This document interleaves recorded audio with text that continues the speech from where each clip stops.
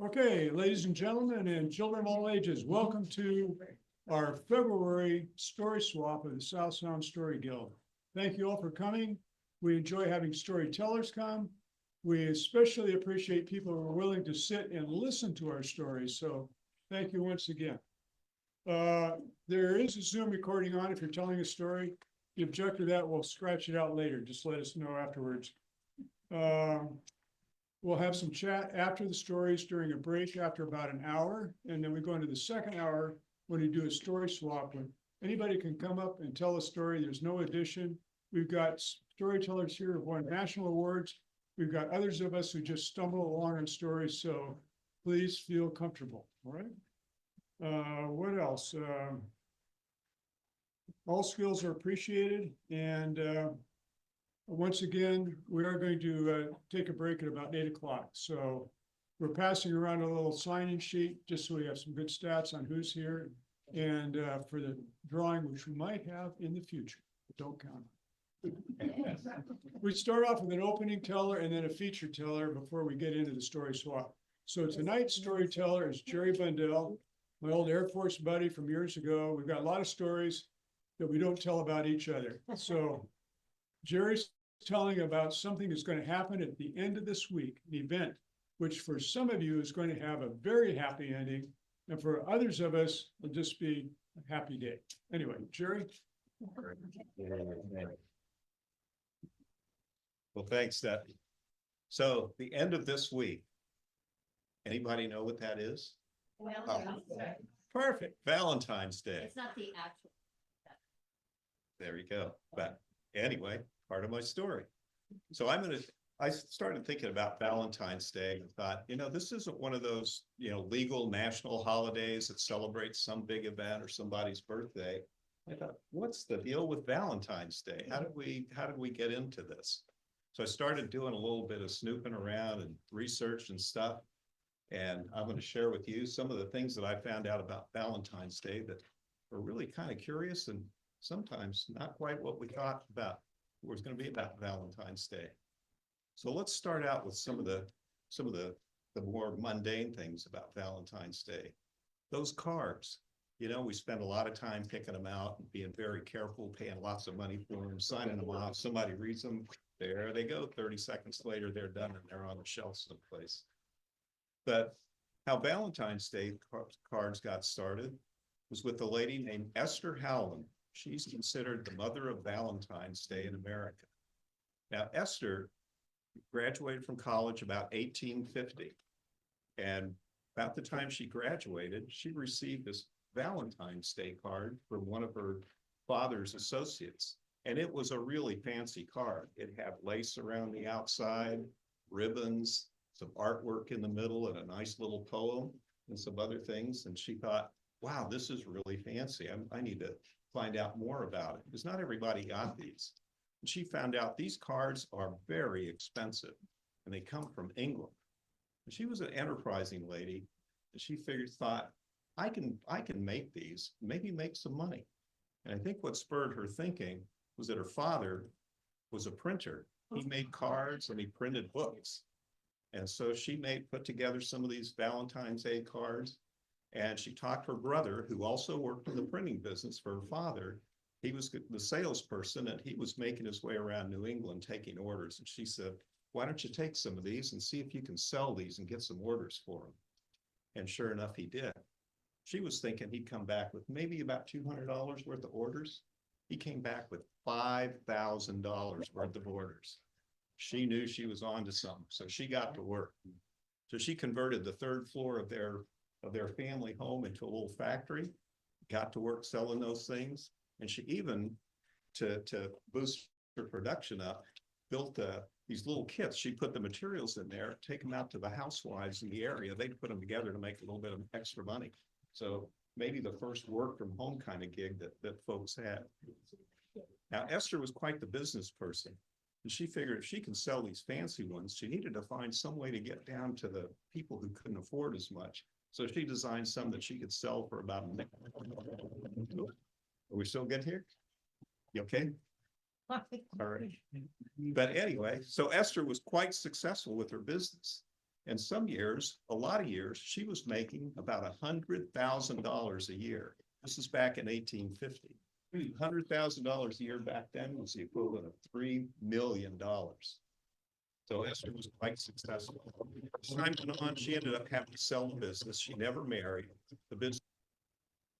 There we Oh, go. now here comes the sound. Yep. Performance, music, the arts, expressive arts.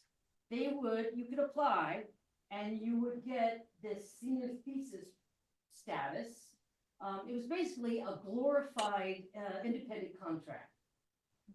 But they would give you $300 to do with whatever you needed. You could buy supplies, you could rent a venue, you could do whatever you wanted with that money. And at that time, that was a lot of money to me. I wanted to have that expressive arts senior thesis project. I hadn't done an independent contract yet at Evergreen, and coming up was my senior year, my final year at Evergreen, and I decided that I was going to go for it. And there was this extensive application. You know, you had to say what you were going to do, and then you had to show who was going to be your sponsor, and also you had to have 3 supportive people, 3 other faculty to be on a panel for you, and this huge application. And to qualify, you had to have 32 credits in expressive arts. Well,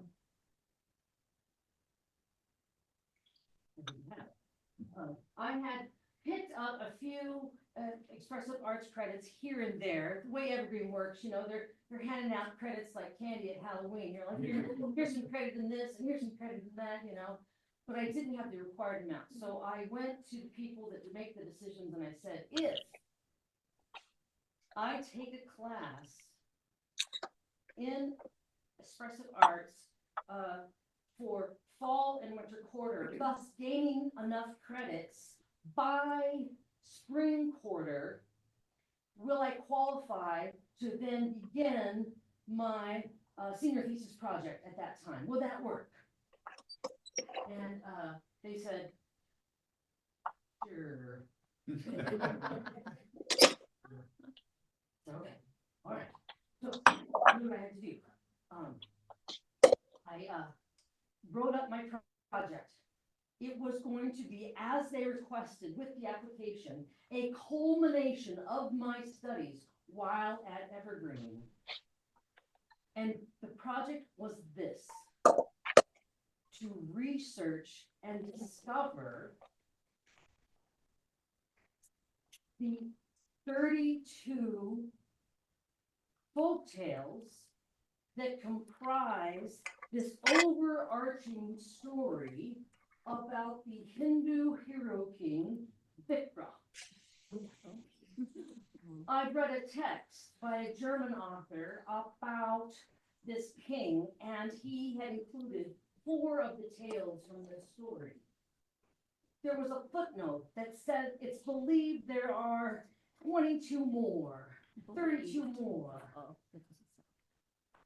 Okay, this was right in my alley. I have been doing research writing all my time at Evergreen. So I was going to combine research writing, I was going to discover the stories, I was going to reinvigorate these folktales by pulling them off of the page and telling them again, and then I would tell it in one long show, which would be a test to see that if I could hold an audience for an hour and a half.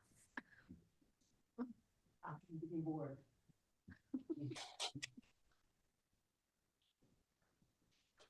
So,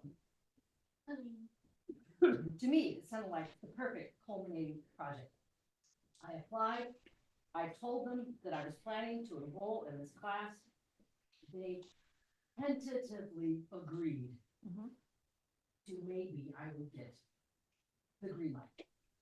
And so then, junior year ended, senior year began, and I enrolled in Word, Sound, and Image, a expressive arts class focused on music, visual arts, and theater.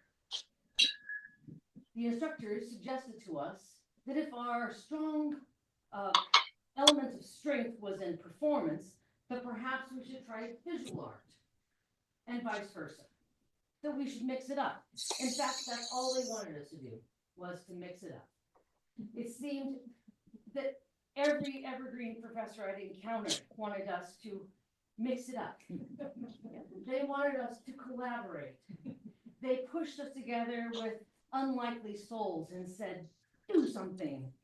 And so we were always working with people that we didn't get along with, or we didn't share the same passions with, but we were learning, as I now know, in my wisdom, lifelong skills. Skills that would help me navigate the rest of my working life. So I was collaborating with other artists, some similar to what I did, some not similar. And I found myself in the final project of this class, I'm ready. a group of us, Well, let me see the rice. in functional art. Not just stuff you look at or a sculpture that's pretty, but is the sculpture also a lamp? Is it also a chair? You know, does it have function? You've made this beautiful tapestry, but is it a blanket? You know, can we use it? Is it functional? We made a bench that would go in front of the Bread and Roses food kitchen. Yeah. We made a felted mural that was a wall hanging that was less functional, but it ended up in the Mother Joseph Care Unit facility. And then we decided, because we knew we were all independently thinking, and we knew it was supposed to be collaborative, but we each worked out how we would all have our individual projects too. We would do the group things, but then we all have our individual thing. One person made wall sconces, and another person made a chair, and I decided that I was going to make a vulva chair. Interesting. Now, I was coming out of the mythic image, and we had been inundated with, you know, penis, phalluses all over the mythic world. And yeah, we studied the chubby goddesses from back in the day, and we saw the Sheila Gid with her arms and legs, you know, and we studied some of these things, but I didn't feel like there was enough representation of the vulva. Not much. So, and that I was in a functional art group, I decided it was going to be a chair, a vulva chair. And so, I decided that if it was to be a chair, it would need to be a very cozy chair, a very comfortable chair. And so, I decided to make a large beanbag chair that would be a vulva, and I had to educate people about the word vulva. Yes. No one likes vulva. It makes them think of an ottoman. They like catch-all phrase for everything down yonder. But vulva was the word. And so my instructor, who's a visual artist, she says, well, you'll have to make a model of what you intend to do. And so I taught myself how to sew. I've recently gotten my mom's old sewing machine, and I took some fabric and I cut it much like the sections of a beach ball. And I sewed a sphere, and then I turned the sphere on the side, and at the seams I pushed it in the middle and sewed it together so it looked like a donut that doesn't have a donut hole. Or those weird peaches you find sometimes. Yeah. I sewed that, and then I sewed outer labia and inner labia, and then I made a little clitoris pillow. That fabric I found at thrift store, it was some weird floral print.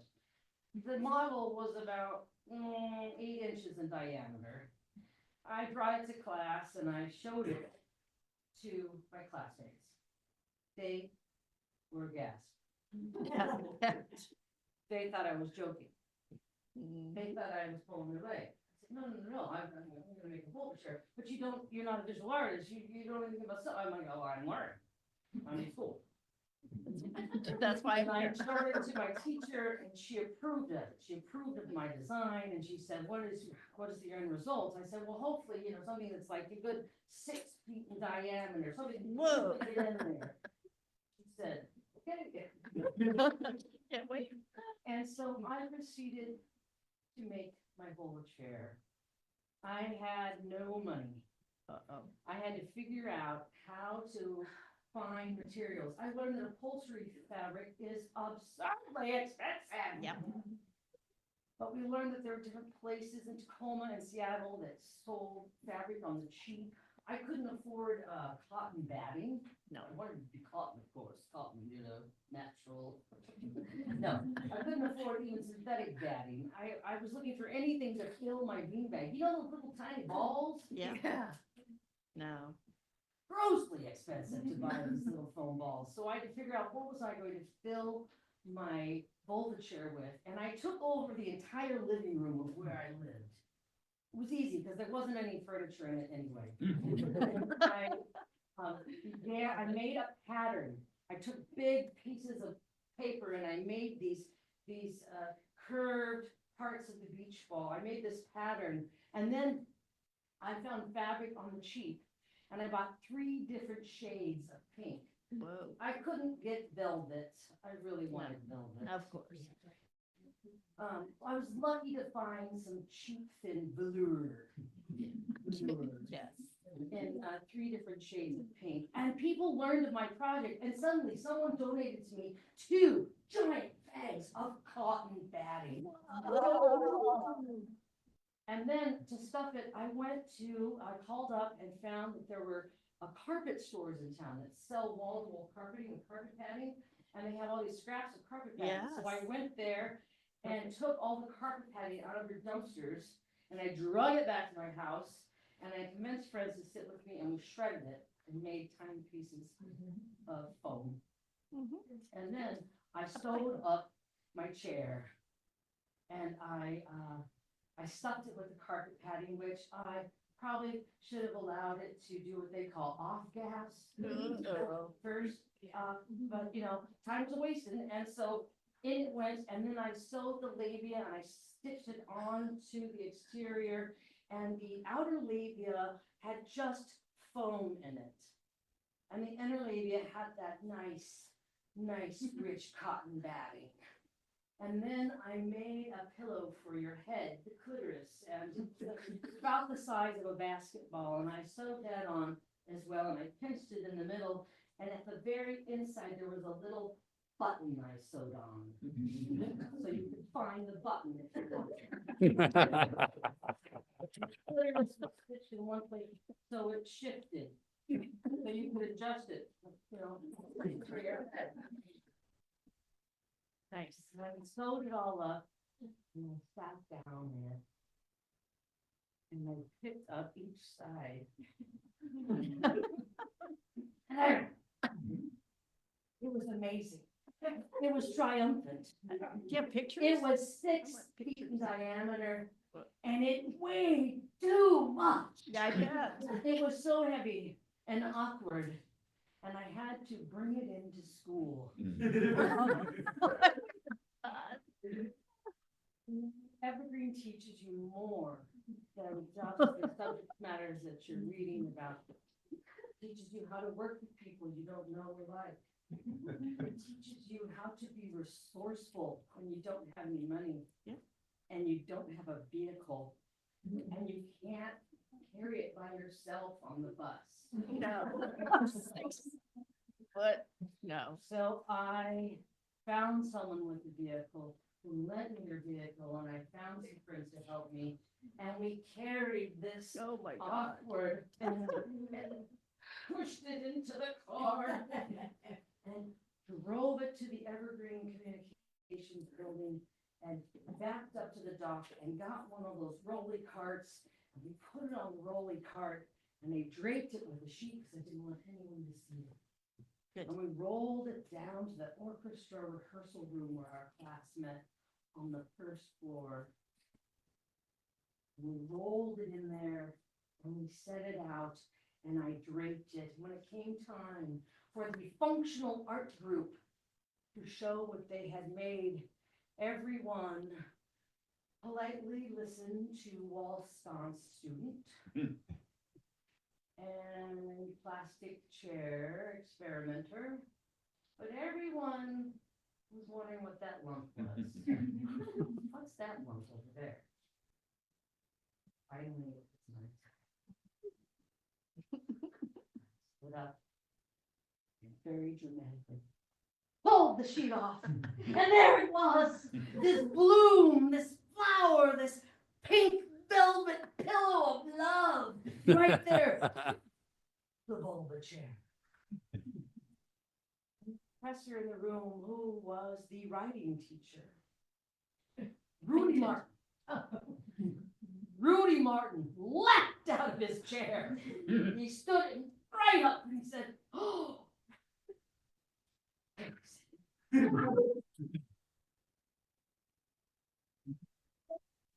functional art. Yes, of course you consider it. It's functional. And he leapt up onto the little area that was the stage of that room, and he threw himself around and he plopped down in the vulva chair. He said, "You know, you can." And he sat there for the rest of the presentation. I had done it. I said I was going to do this, and I did it. My classmates were amazed. My teachers were impressed. And I was a little amazed too. In the end, I got the 32 credits in expressive arts, and 8 of those are in soft sculpture. Soft sculpture. And so that class ended in the winter, and then came spring. I showed them the credits I'd earned to the expressive arts senior thesis team. They saw that my qualifications were there, and I got the expressive arts senior thesis. I taught them $300, and I spent most of it on making a poster because I wanted people to come because it was a performance, and people can't come to a performance if they don't know what's happening. And so I made the poster. I had a graphic designer help me with that, who was new in computer graphics at that time in the early 90s. And I used communication room 209. And Jacinta McCoy, who worked in the comm building, lent me a dress because I didn't have anything that wasn't raggedy. And I did. And I performed my first solo storytelling show. The telling of the king and the corpse. About a king who was given a gift of fruit every day by a pauper, and thinks nothing of it and tosses it over his shoulder. And his servants take it and put it in the treasure room. And the pauper comes every day and gives him this piece of fruit. And he thanks him, and it's put in the treasury. And one day, his treasurers are curious to see what is in the treasure room. And when they open the doors, they find a pile of gems on top of rotten fruit. And the king learns that this pauper was giving him a precious gem every day. And so he asks him to be found and brought to his court so he can ask him, what is it that he wants? He's given him great wishes, and he will give him his wish in return.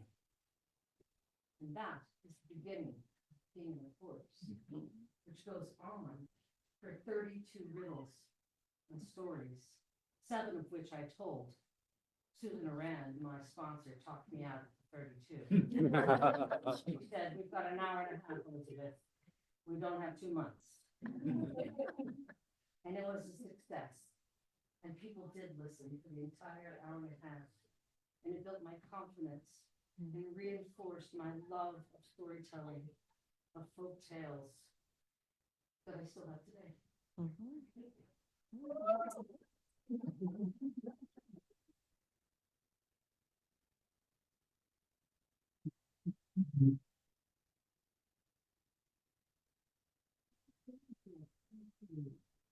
Remember the 32 of them, yeah, that's it. Keep going. I have one more story for you. Please do. And this is about love. About love. Platonic love. But it's love. I don't know about you, but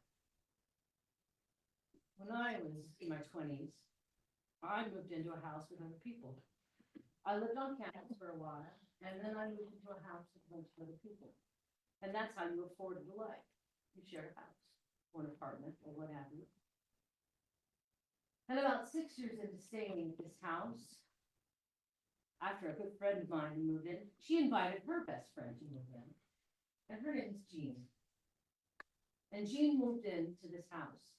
And she and I had the grandest time. We became even closer friends than the one that had introduced us.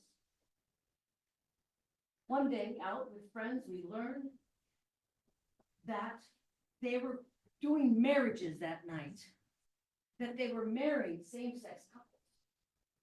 And we had a lot of friends who were gay. And we're like, we should get married. We should go there and get married. And it was symbolic, of course. It wasn't legal yet to marry someone of the same sex. But we went to the event and we got married with the city of Olympia. And we had our certificate and we put it on the wall in the house. And we tittered about that. We tittered about how we probably have to consummate maybe once a year. Status. And time went on and she didn't move out and I didn't move out and we kept living together. And then I had a health issue and I needed to have a very, very expensive surgical procedure performed. But I didn't have any health insurance. She had a stable state job. The state had recently begun acknowledging domestic partners, not married, domestic partners. So she said, let's become official domestic partners, not with the city of Olympia, but with the state of Washington. And so we did. We paid the $50, had the form notarized, and I became her domestic partner and was put on her health insurance. I had the surgery. I survived. I'm healthier now because of it. And time went on. And then one day, they legalized gay marriage in the state of Washington. They sent us a letter that said, hey, all domestic partnerships will be rolled into a legal marriage unless you dissolve it by such and such date. And we looked at each other. Do you want to? No, me neither. All right, we let it lie. And then our domestic partnership rolled into a legal marriage. Well, this was fine. We're married in Washington. And then one day, the federal government decided to acknowledge same-sex marriage. And now, suddenly, we were married in the eyes of the entire country, which was no big deal until it came time to do taxes. And then two friends that share a house were having to share tax information with each other and we're filing taxes. Well, that's no big deal. You can file married separately. Well, then her parents died and she inherited a house which had a small loan on it that she wanted to get out of and get with another bank. And she asked if I would co-sign a loan with her. And I looked at Jean and I said, so, gonna finally make it real. Said, yeah, I don't wanna go this alone. Said, okay.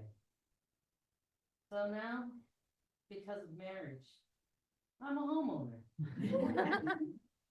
All because of a love of a friend that has lasted so much longer than so many of my friends' marriages. We've been together now for 28 years. Wow.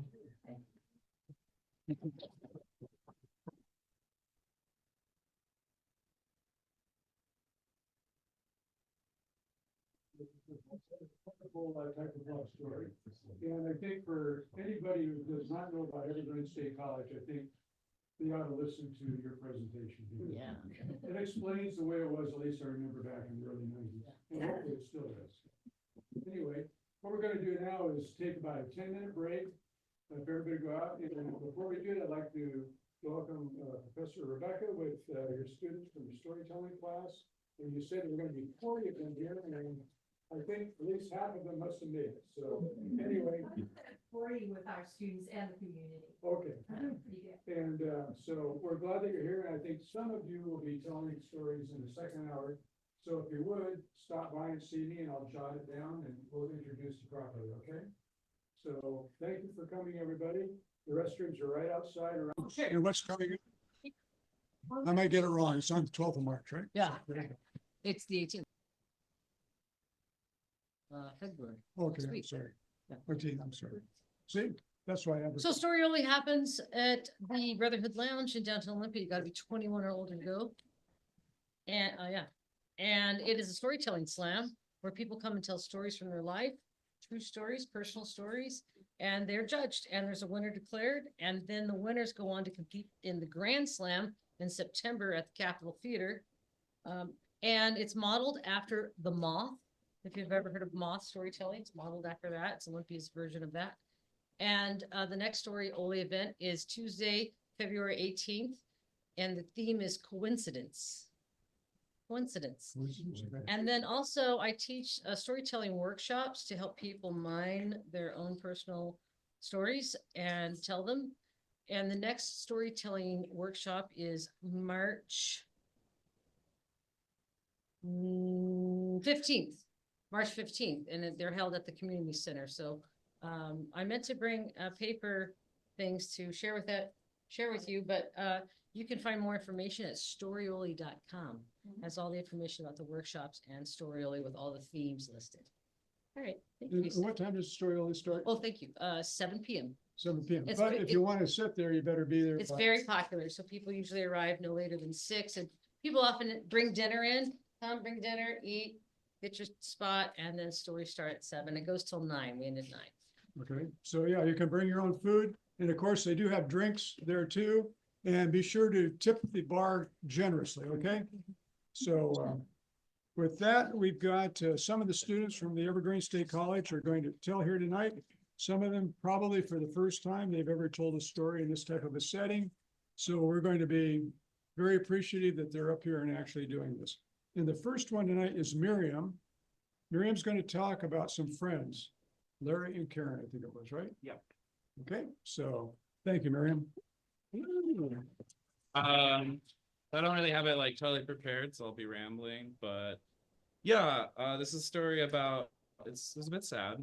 It's about my friends, Larry and Karen, who both have passed away. They were a civil rights legal team. Larry was the lawyer, and his wife Karen was his paralegal, among other paralegals, and that's how they met. I think in the Bay Area back in the early 90s. They got married in the Redwoods. I learned that from when this gets sad. Karen ended up getting brain cancer, and so the story is about my visits to her in the hospital. And so, you know, I get the call up. They're just like, "Hey, Karen's got brain surgery," which we were all just like, "What is happening?" And it turned out there's like, you know, other cancer that had metastasized, and so it was like not looking good. So I like grab my friend. There's 2 visits, and the first one we go up together, and we're just like, well, this is rough.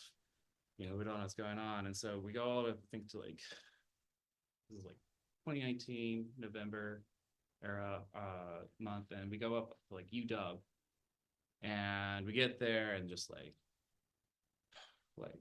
Larry's just a mess.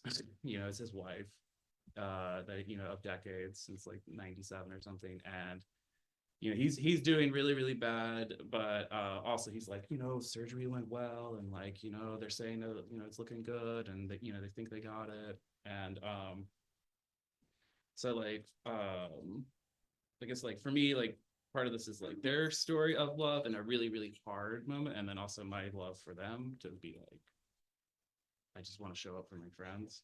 And so I'm like there with my other friend, and we're like trying to, comfort Larry, and like talk, with him, and just be a friend there while he's going through this really, really hard time. And apparently Karen, so I was like looking over, and like Karen's got like these restraints on. And I'm like, what's going on with that? And Larry's just like, oh, she keeps taking her like oxygen like mask out and stuff, and the nurse has to come back in. And so like as I'm like hanging out, the nurse has to just keep coming back in. It's like every 20 minutes, and every time she's like she's very obviously frustrated. But like, just like, Karen, you gotta, it's for your own health. You gotta, say that. And so it just kept happening. Eventually Karen starts getting a little more lucid. This is like 3 days after the surgery. And like, she eventually, we're able to start talking. She's incredibly frustrated because she's recovering from brain surgery. But then eventually, like, it gets to this point where I'm just like, Karen, why do you keep taking your oxygen tank out? And she's just like, so they can come back in and put it right back in.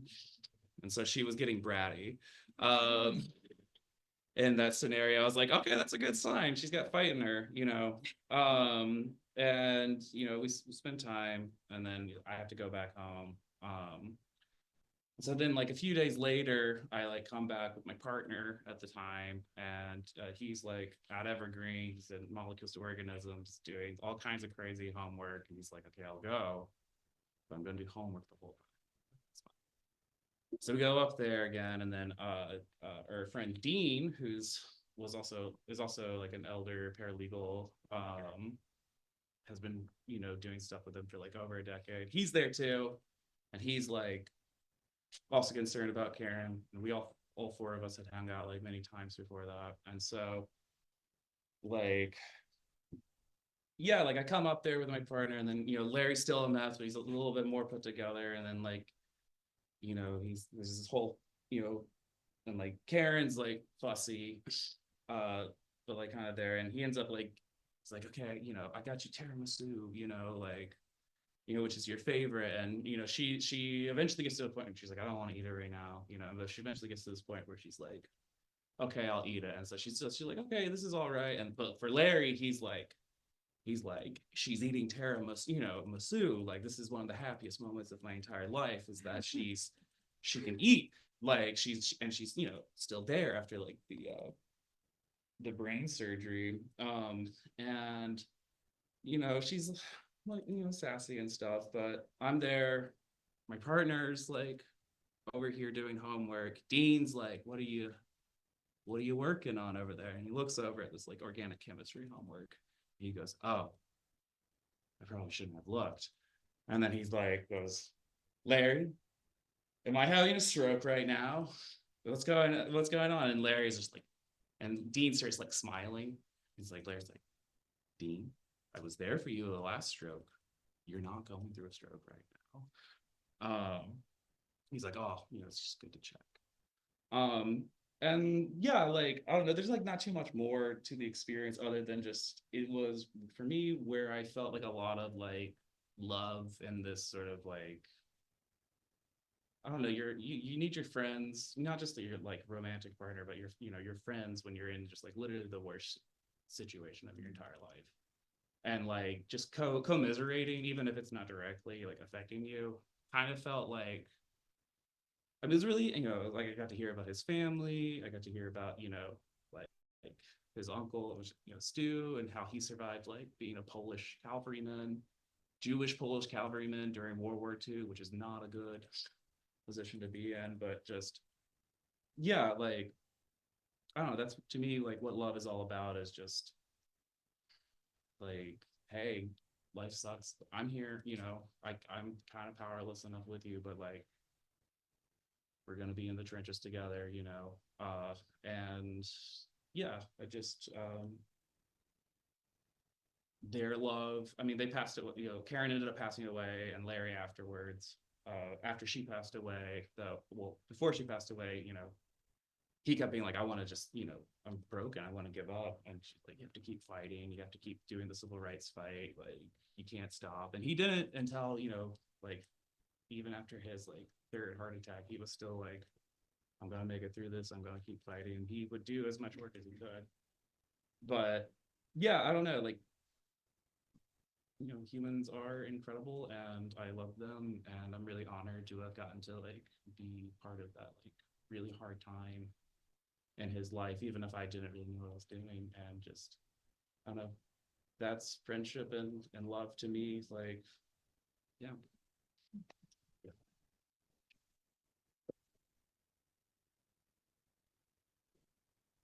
Well, friends are important, so thank you, Miriam, for that story. Ally? Ally, if you'd like to come up, and Ally's story is about dreaming, right? Okay, there you go.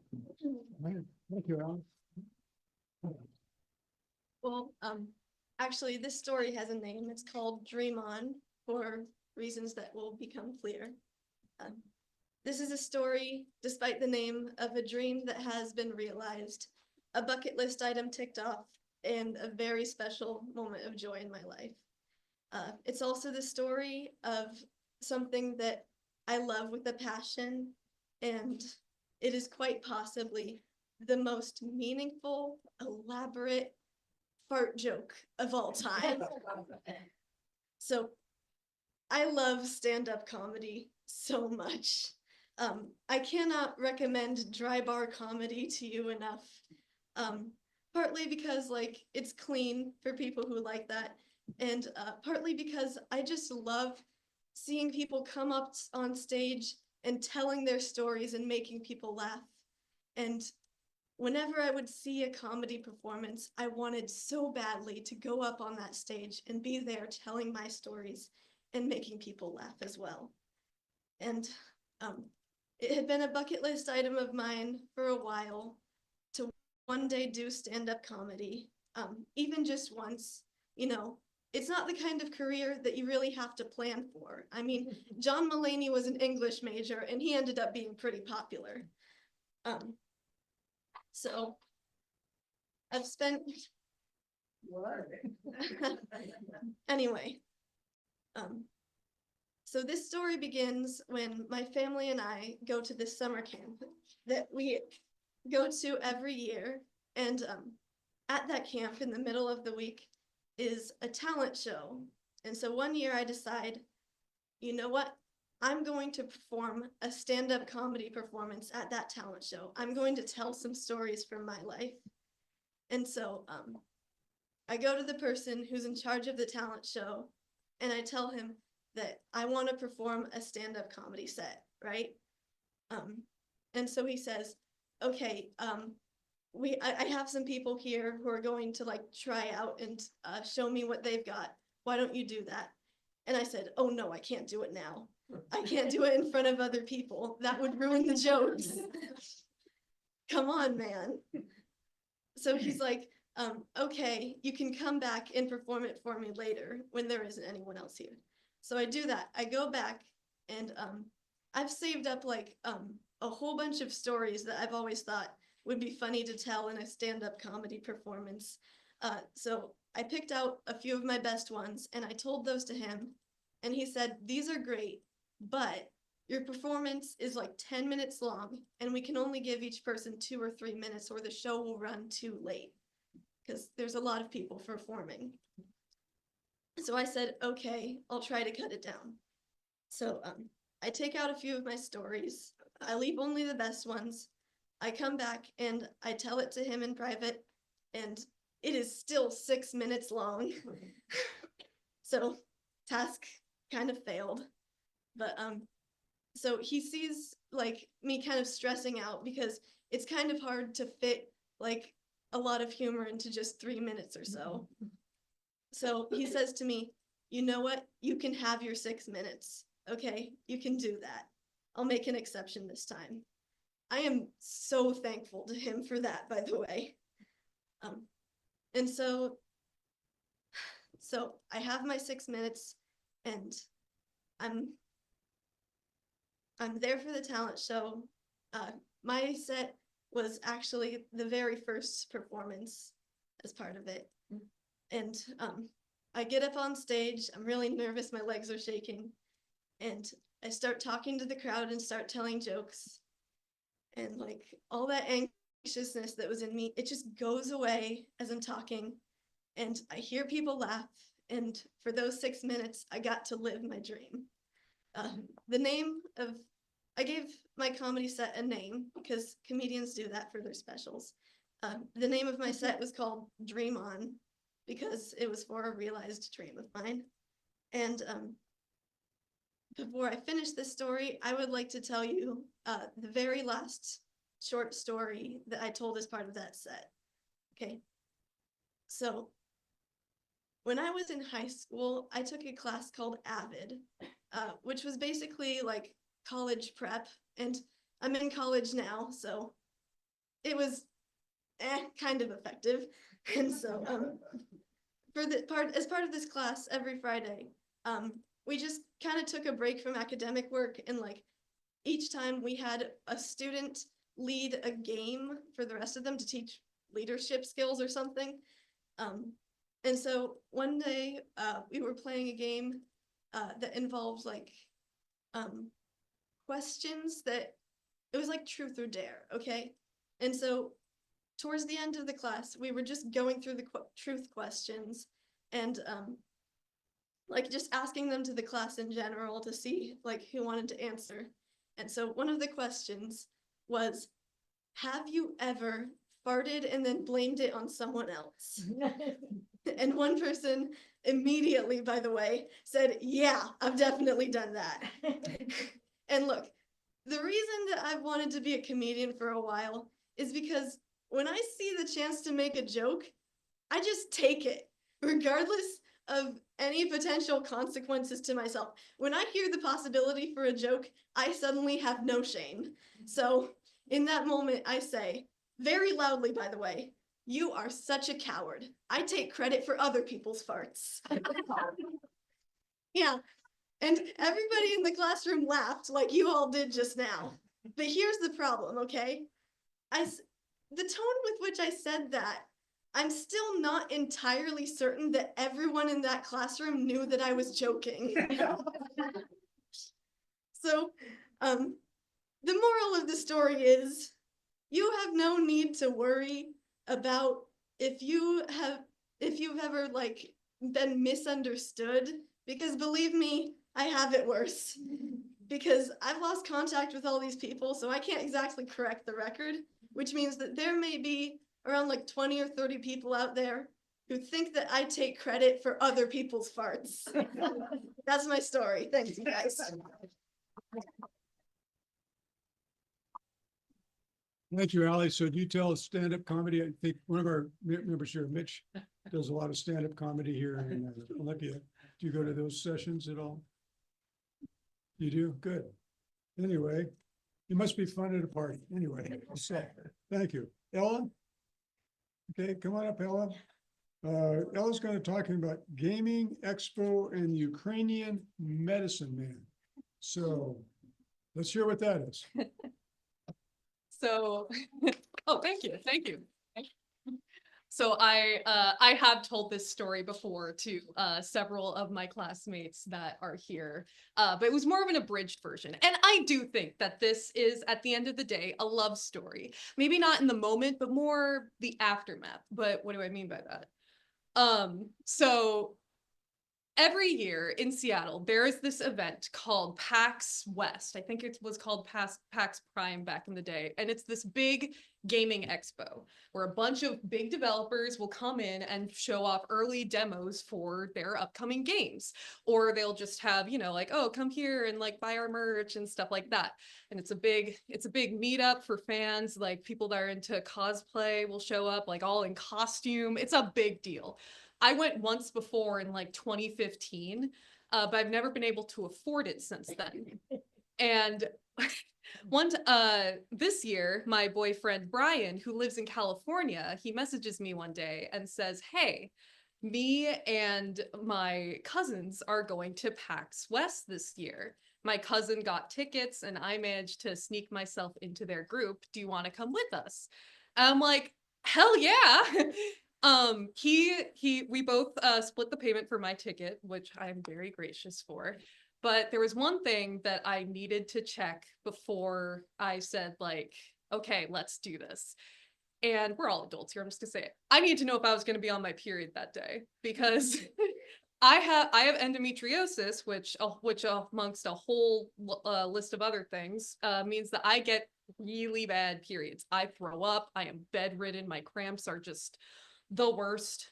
And I checked my period tracker on my phone, and it said, "Oh no, it'll happen the week after." And this period tracker is the funniest thing ever, because it's also a fertility tracker. I don't use it for that, but that's what it is. So occasionally I'll just be like, reading or making myself dinner, and I'll get a notification on my phone. It's like, "Are your breasts feeling tender? You're you're extra fertile today." And I'm like, thanks. Well, but supposedly I won't start my period for a week until a week after the convention. So I'm like, okay, we're all good for takeoff. So we get there. I'm staying with my dad because he lives in Seattle, like a block away from the convention. Brian's staying with his cousins. We meet up there and we're having a blast. Day one goes perfectly. The convention center is packed. There are all these booths for different developers, different companies, the whole shebang. There's like an open gaming section in the basement. It was awesome. There are people there in costume. There was even like one of the booths had a demo for an upcoming game. It was the new Five Nights at Freddy's game. And if you know anything about this series, it's that people take it a little too seriously. So they had this like this whole like part in the expo hall. Normally they just have like, "Oh, here's like your little corner, the friggin' Five Nights at Freddy's corner." It's like boxed off. You can't see this. They're like you go inside to demo the game. They're like, "Give me your phone. You're not recording this. There will be no leaks." Which, fair, I get it. But so we're having a good time. And as soon as we leave the Pokemon booth, I feel this sudden pain in my stomach. And it feels like a porcupine went off in my pelvis area, which, not a good feeling, but I recognize it. I'm like, oh shit, those are the pre-cramps. That's what I call girls. You feel that those little twinges of pain before your period starts, not the actual cramps, they're the pre-cramps. And but I'm like, no, this can't be right. I must just have a little indigestion. I'm not supposed to start for another week, right? So I keep on trekking through the convention and the pain keeps on getting worse and I start to feel really nauseous. And it gets to the point where especially since there are so many freaking people there. So I feel like it's warm already. So on top of that, I feel like I'm about to pass out. So I hobble away from my boyfriend I just need to find some water. And I hobble. Eventually I just kind of lean against a wall and just stay there for a while. And then some friggin' cosplayers start filming a TikTok right next to me. I'm like, I need to leave. So I hobble my way to the nearest bathroom, which is a gender neutral bathroom. And I fucking slam the door open. And the setup is there's a little walkway to go inside. There's a sink, there's a single stall, and then there's a chair in the corner. Now I don't want to be the asshole and hog up this one single stall while I am, kind of dying. And so I just kind of sit on the chair. I'm like, okay, just wait for it to pass. Just wait for it to pass. Just wait for it to pass. People are kind of walking by. They're going in the stall, coming in and out. And at one point, this one girl walks in as "Are you okay? Can I get you anything?" And I'm like, yeah, if you have some Tylenol, some Aleve, anything, that'd be great. She goes into her purse, she checks and is like, "Oh, I'm sorry, I don't have anything." And she's like, "Oh, best of luck though." She goes in the stall. The guy that was currently in the stall, as I'm talking to this girl, comes out. And he's this kind of he's a guy, he's at least masculine presenting, and he comes out, he starts talking in this decently thick accent I can't quite place. And he goes, "Can I get you anything?" And I say the same thing. If you have some Tylenol or Aleve or anything, that would be a great help. And like he immediately goes into his bag, like very almost excitedly. And he's and I'm like, oh, do you have something? He's like, oh yeah, I keep a lot of stuff like that on me. Like I've been saving it for a moment just like this. And he goes into his bag and he pulls out this little glass vial. It's like it looks like a like the little vial you get with your prescription pills in, but just like with no labels on it. And there are 3 pills in there. There are 2 red pills and 1 blue pill. And this unmarked vial, and he hands me one of each. And he's like, okay, these are some painkillers, these should help. And I'm thinking to myself, this is a bad idea. Like, this is some guy I just met, and he's giving me these mystery pills. I can't even see what the heck they're like from. Like, is it Tylenol? Is it Aleve? Is it some mystery drug? Who knows? But like, as I'm talking to this guy, as he's pulling out the pills, I'm like, oh, like, where are you from? Because I noticed he has an accent. And he said, oh, I'm from Ukraine. I'm like, oh, cool. And I pause for a moment. I go, well, I'm glad you're here and not there right now. And I'm like thinking to myself, as he has presented me these pills, like, this guy from Ukraine is not gonna haul his ass all the way out to some random convention in Seattle just to give some random girl in a bathroom a mystery drug that will like melt her stomach or something like that. I figured that's not what's gonna happen. So I take a deep breath and I take the 2 pills and I get the water from the sink and I take them. And I'm just like, okay, that's done and over with. So I like hobble back to my boyfriend who is waiting in line for one of the booths. He got us a spot in line. And these are some long ass lines. Like, I think Disneyland lines are long. You ain't seen nothing until you go to a gaming expo like this. And so I meet up with my boyfriend and I tell him the exact story I just told you. And he goes, you did what? You took pills for a stranger? Ella, you can't do that. I'm like, well, what was my option? He's like, I don't know, you can just go home. I'm like, I am not. I would rather I have my head explode right here in the convention hall than leave this than leave this joint early. So like we're waiting in line, and while we're waiting, some like random YouTuber guy comes up, it's like, hey, I'm interviewing people about the Nintendo Switch 2. Can I, for a thing I'm doing, can I talk to you about that real quick? And I'm like, sure. So I talk to him. Like 5 minutes later, by the time this dude leaves, I feel completely fine. It's like I never felt bad beforehand, which is like a miracle. I don't know what the frick was in those drugs he gave me. Who knows? But now every day, whenever I feel bad, I think about my Ukrainian medicine man. Like, where is he now? I need those 2 mystery red and blue pills. I need him to give me my fix. I need this guy to be my dealer. But I think that at the end of the day, this is a love story, because whenever I tell people this story, they always have the same reaction that my boyfriend had. I say, yeah, I took not 1, but 2 pills from this random stranger I met at a gaming expo. In the bathroom. And they all go, you did what? Ella, you can't do that. That's not safe. And I think it's interesting that literally everyone I've ever told this story, from my mom to my friends to just like people in this class, they all have that reaction. And I think it's funny because I can picture in my head, since, I'm a writer, and when you're a writer, you picture like, oh, how would, like, what is like every possible reaction to this one scenario? And I can think of a couple reactions. Like, one thing that I thought, like, why don't people just go like, that's funny. When people say that, well, everyone reacts with concern. And I think that speaks to the universal care and compassion we have for each other, because we all want to see each other safe. We don't want to see our friends' stomachs get melted out by some mystery drugs they obtained in a bathroom. I think that, I don't know, I think that that's something a little poignant. Yeah.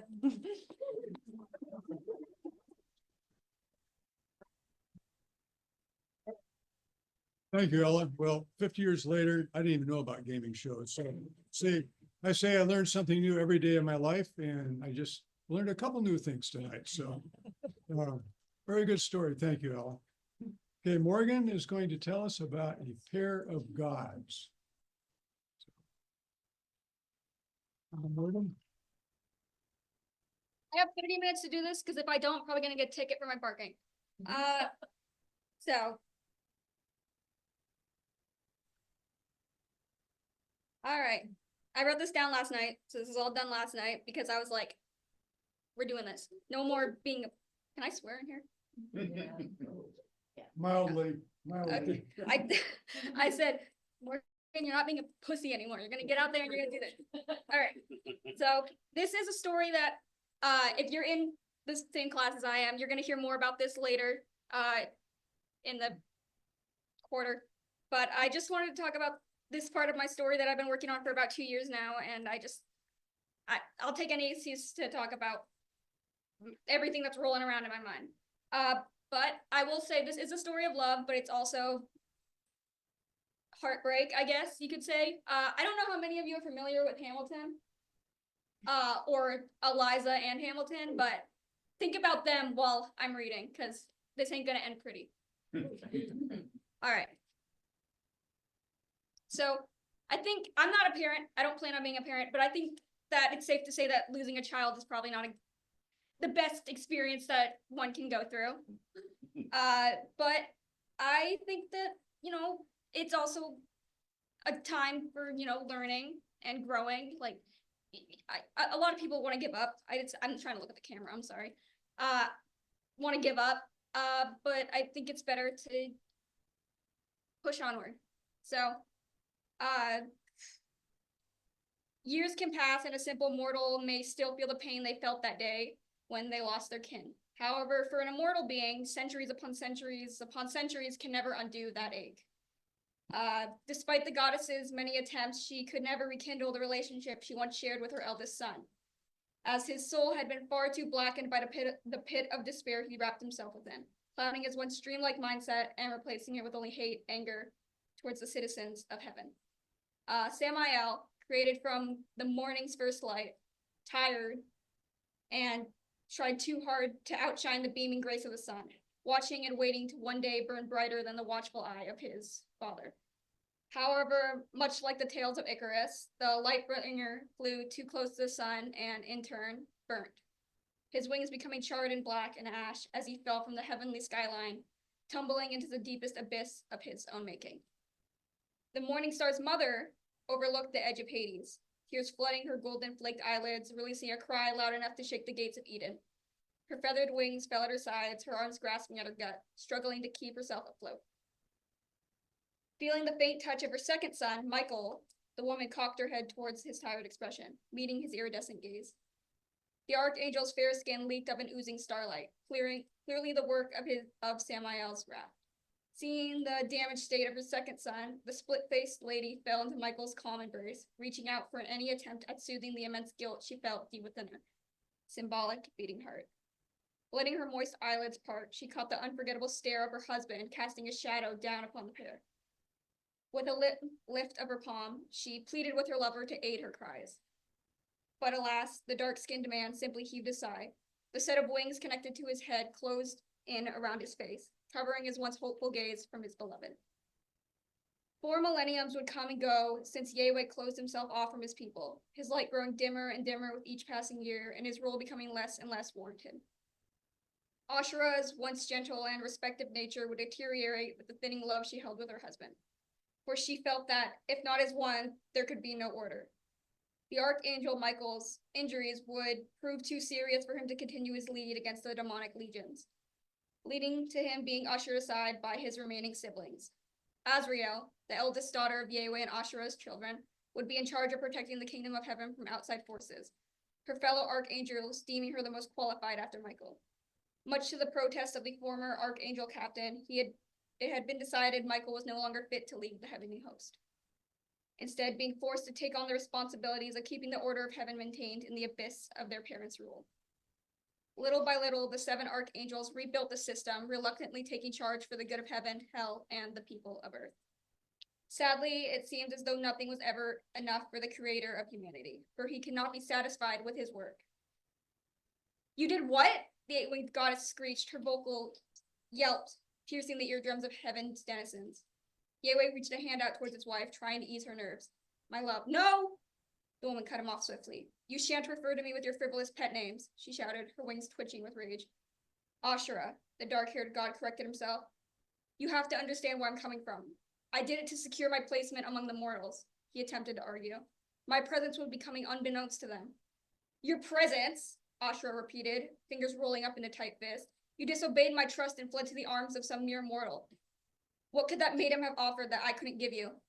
A vessel on earth, the god roared back in response, quickly realizing how he'd raised his tone at his beloved. There was a brief period of intense silence between the two immortals, as the lovers stared back at one another, clearly awaiting the other to speak. Ashura's starlight-filled hair seemed to pause its motions as the goddess hung her head, letting a heavy exhale escape from her parted lips. You can't even dare to look me in the eye, can you, Yewei? The man let his shoulders lay loose. The powerful figure hadn't revealed his gaze to anyone since the fall of his son, Samael. It was a way of closing himself off from the sad truth of his son's rebellion against the order of heaven. Since that day, the relationship between Ashura and Yewei had cracked. In a moment of desperation to keep his presence known on earth, Yewei courted the young mortal woman, Mary, planting his essence among the humans. It was now that Ashura, the god's well-respected wife, had discovered this revelation. However, the man never once thought she'd react with such anger and betrayal. He had hoped she'd understand his motivations, as she had done many previous times before. But the benevolent leader should have known better, if only he kept a watchful eye on his wife as much as he had this mere mortal maiden. Perhaps then he could have patched the growing falters in their partnership, had he just taken the time to listen to her cries, instead of closing himself off from the kingdom he'd created, from the kingdom they'd created together. Ashura turned her back on her husband. For the first time, she'd chosen to release herself from his grasp. For centuries, I've stood by your side, Yewei. I defended you against all odds. Even when you banished our son to the dark, I believed you meant well. But then when I needed you most, when your children needed you most, when your creations needed you most, you closed the door on my face. I never once thought you'd pull the rug out from beneath my feet as well. The lavender-skinned woman allowed her words to trail off, her eyes no longer meeting her husband. You have taken the last fractions of my heart and crumbled them into dust. And for that, I should bid thee farewell. A piece of heaven collapsed that day, with the protector of the stars fleeing her post. Once more, the pair's children were left to pick up the pieces. Yewei's single act of adultery sent him into a definite isolation. His once broadened mind being shrunk to nothing more than the pity of self-worthlessness. His absence would lead many humans down the lines to question his existence. However, many still heed his words, praying one day he'll return to his throne and finally take matters into his own hands. While many others believe Ashura still walks among the mortals of earth, awaiting the call she hopes to receive from her beloved, a call that will hopefully mend her shattered heart.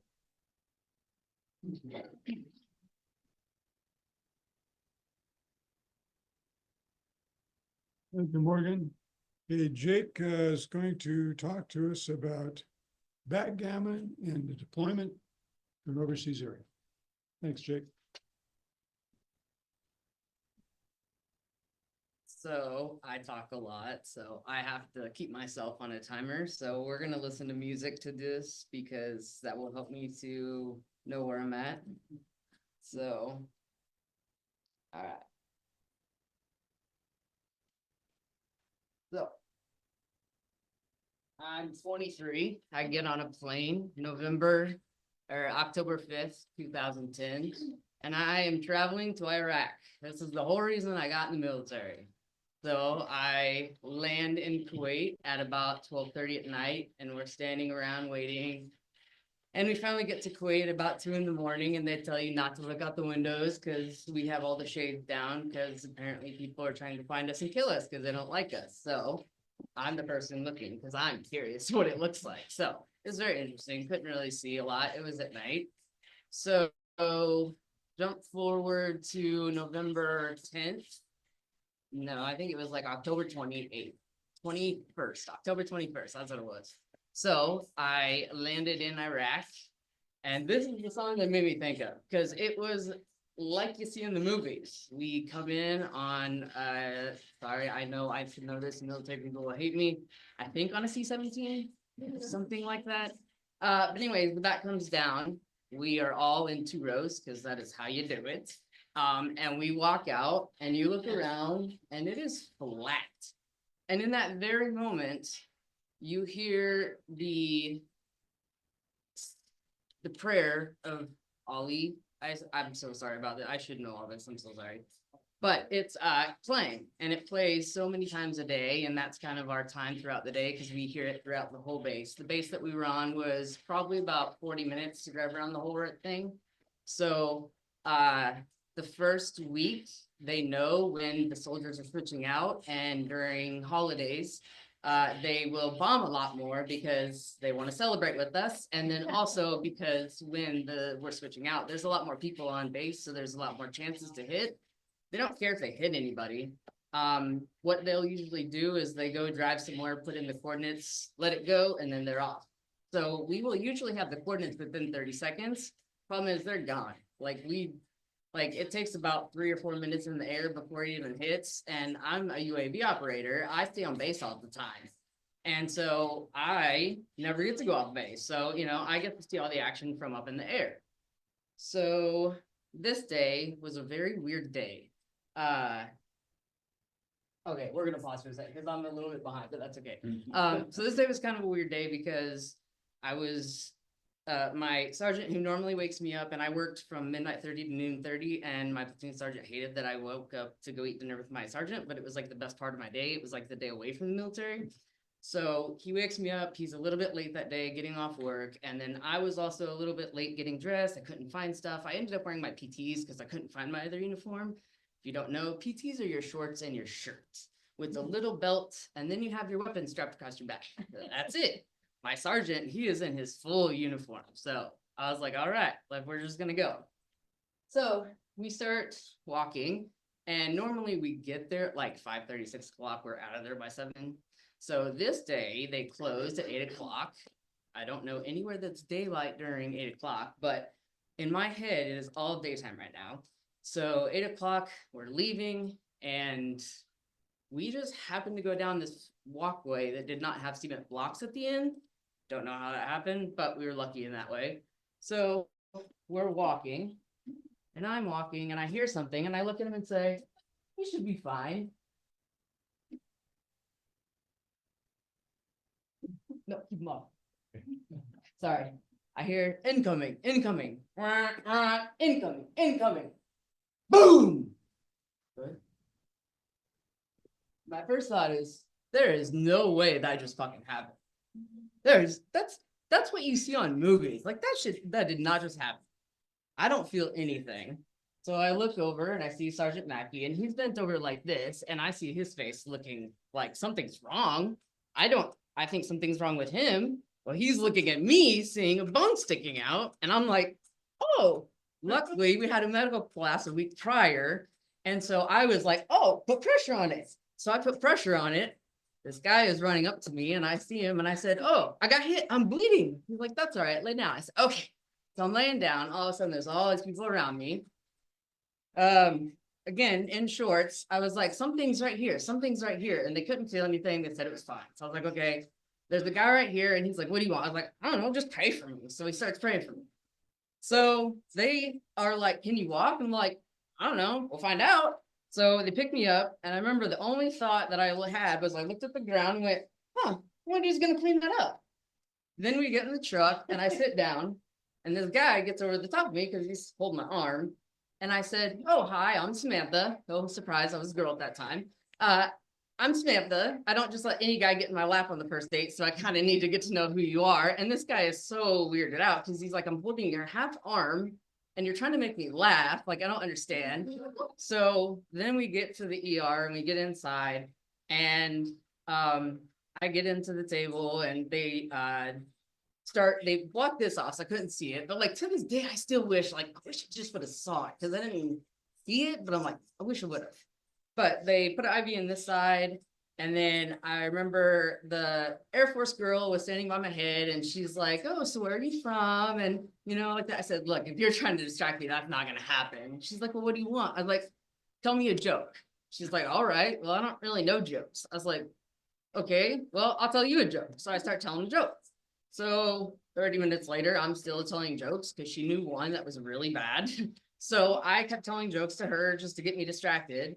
And her commander walks up and goes, "Are you telling a sex joke in my ER?" I said, "Yeah, and I'm gonna keep going." So as I was saying, like, what are you gonna say to me at this point?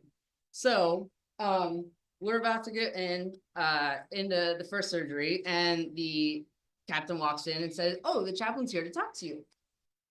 So I used to tell a story where I would name the color of the person that was praying for me, but now I don't need to. But in this story, it is relevant. But the guy that was praying for me was black. And so when he asked me, "Is the chaplain here to talk to you?" I said, "Oh, is he black?" And he looked at me and said, "Does he need to be black?" And I said, "No, never mind. Like, nope, I'm good. Like, that's way too much to try to explain that all to you, because I was already in shock." And so I said, "Yeah, I'm fine." So that's who I assumed the chaplain was. That to me was the same person. But long story short, this is a love for doctors, because I ended up having 6 surgeries. In the first 3 hours, I was bleeding uncontrollably and lost 3 liters of blood. So the first fight I had with someone during the Christmas, I had to remind them, like, 20 years ago, I would have died. So I very much have a love for doctors. So that's my story.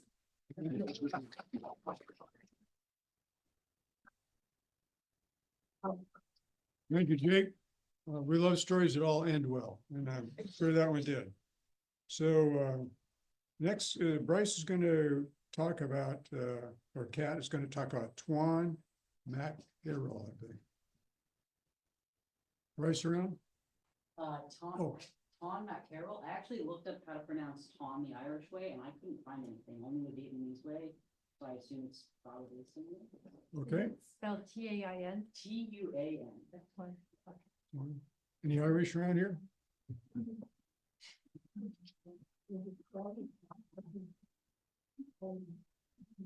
So warm in here. Okay, so because Toby had a really good braided essay, I really wanted to make this, or not essay, sorry, braided story. I really wanted to make this one.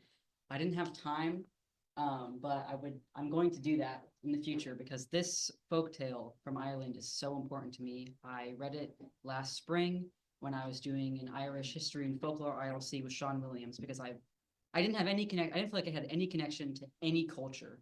And the only thing I knew was that our family was Irish, the Maccabees.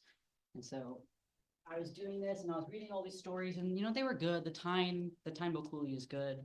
But this story, which is just some story from the Book of Invasions, which is basically Christian monks hearing these pagan tales. The pagans, didn't have writing and reading at the time, and kind of writing them down, but Christianizing them. So we're not really sure what the original of the story may have sounded like before a monk wrote it down. And in the story, in the intro and outro, Tom McCarroll converses with Saint Finian, and then Saint Finian, suppose, makes him Christian. I'm not going to include that part. I just want to focus on Tom McCarroll. I hope it's right that I have notes, because I haven't read this in a really long time.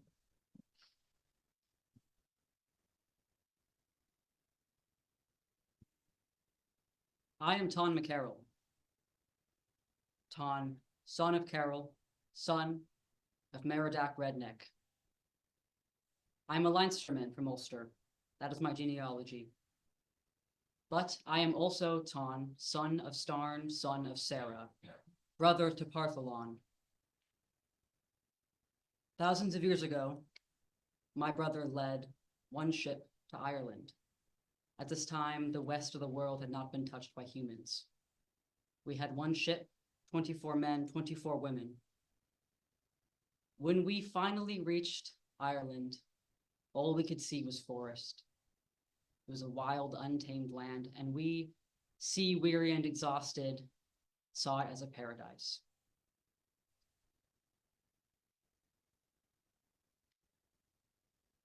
Partholon led us to life in paradise for many years, and our numbers grew from 24 couples to 5,000 people. And we saw animals begin to spring up on this land of Ireland: bears, boar, wolves, deer, fish. It was a paradise.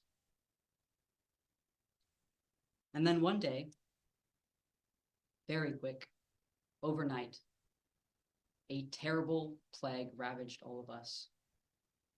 It turned our skin purple, it made us throw up, and after one night, or excuse me, after a week, every single one of Partholon's followers and their descendants were dead, except for me. And so there I was alone in Ireland, lonely and terrified, terrified in my solitude.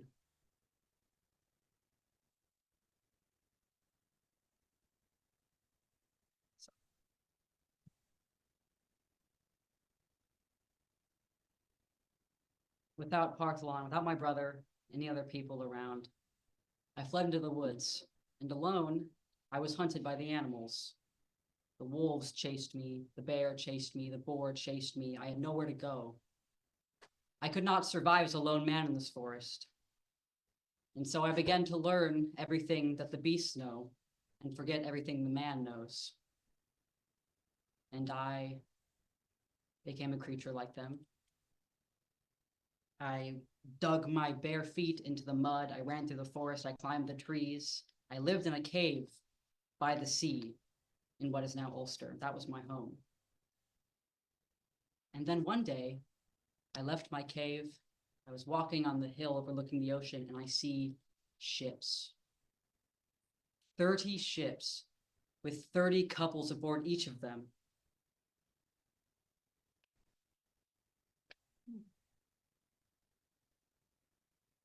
And it was the Nemedians, Nemed Mac Agraman, with 34 ships, 30 couples on each. I was so excited. I'd been terrified in my loneliness for so long.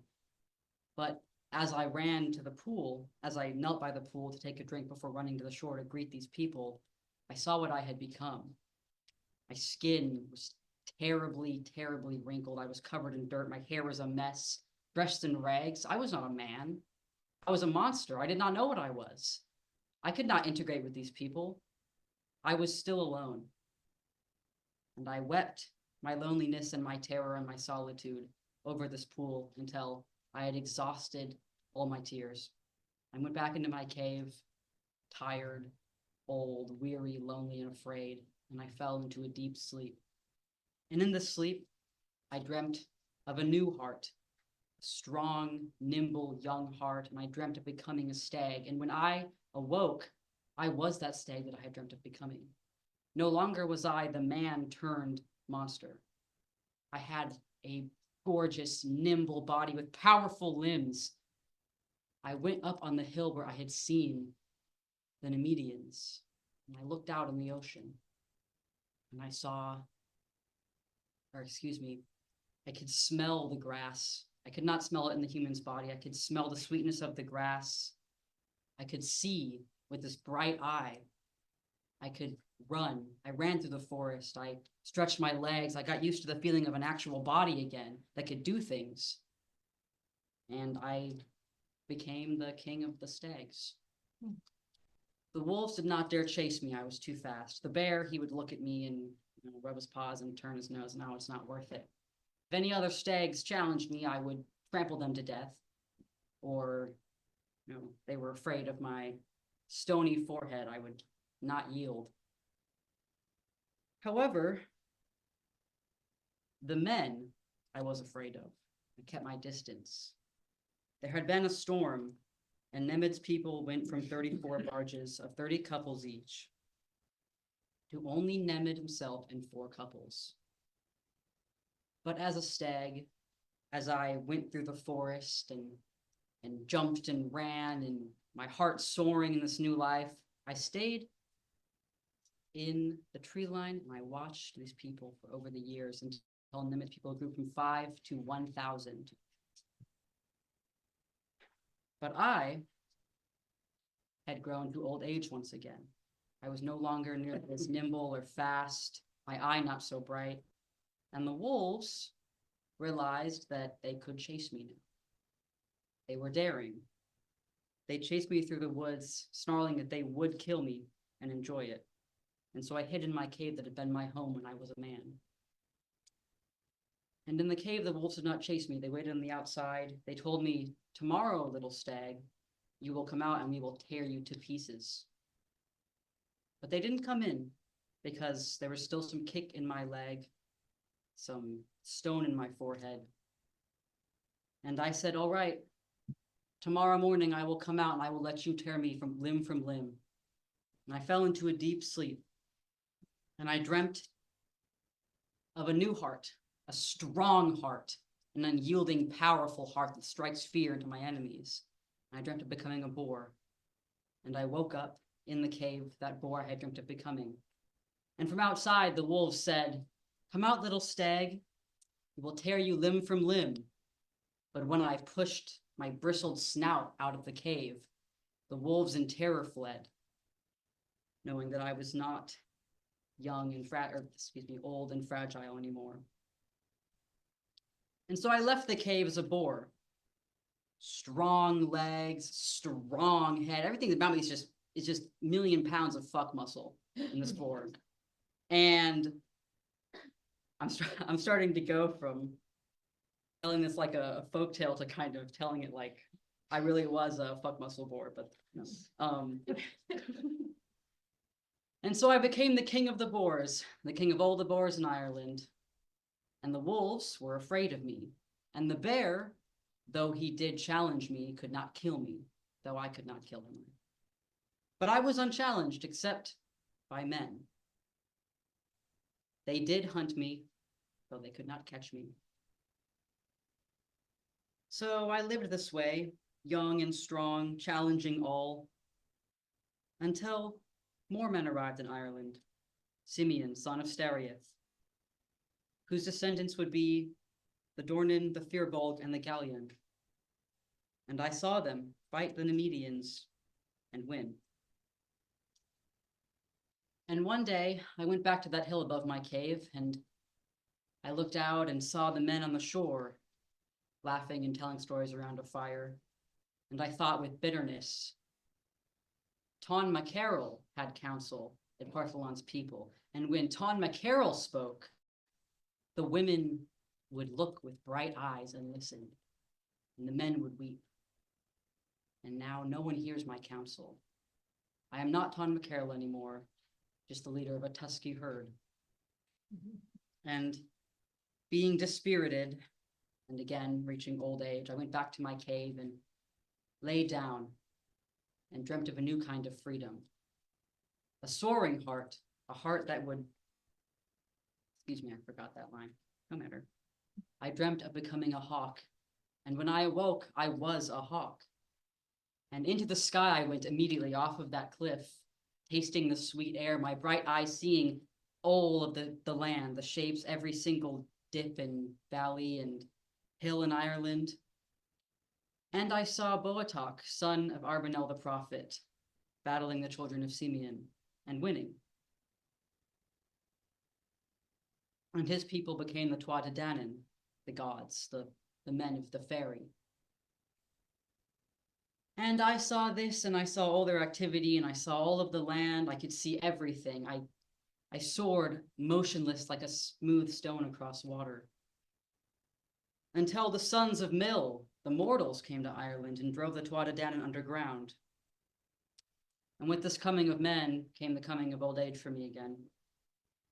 I went into my cave, old battered wings, and I fell asleep, and the tide from the Ulster Sea rose into the cave as I slept and dreamt of a new heart.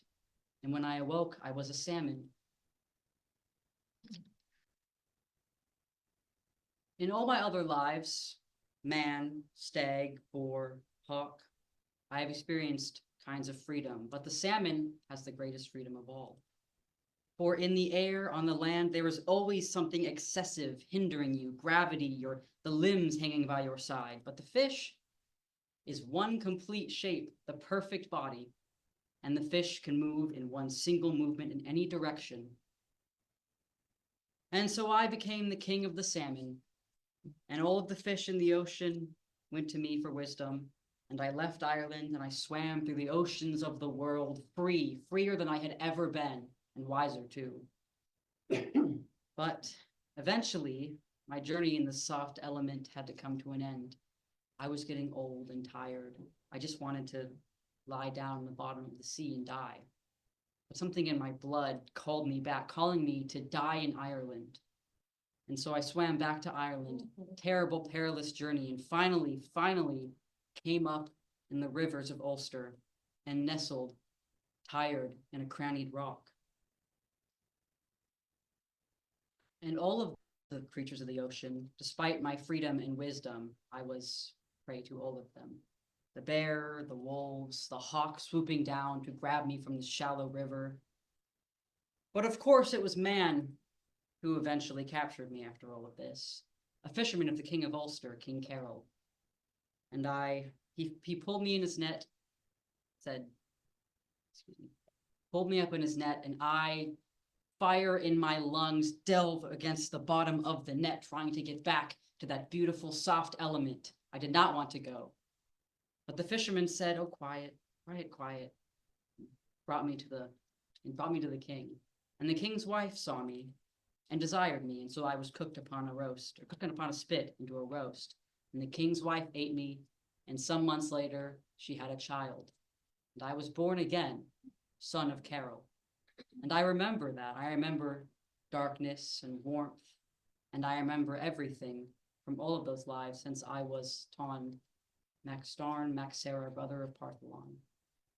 And I love that story because it showed me the importance of perspective and love as nature. And I'm just gonna say, a few months later, I had a microdose of non-psilocybin shrooms, and I had a really, really nice, peaceful thinking about nature and reincarnation and this story because of that. So this is very important. So thank you for listening.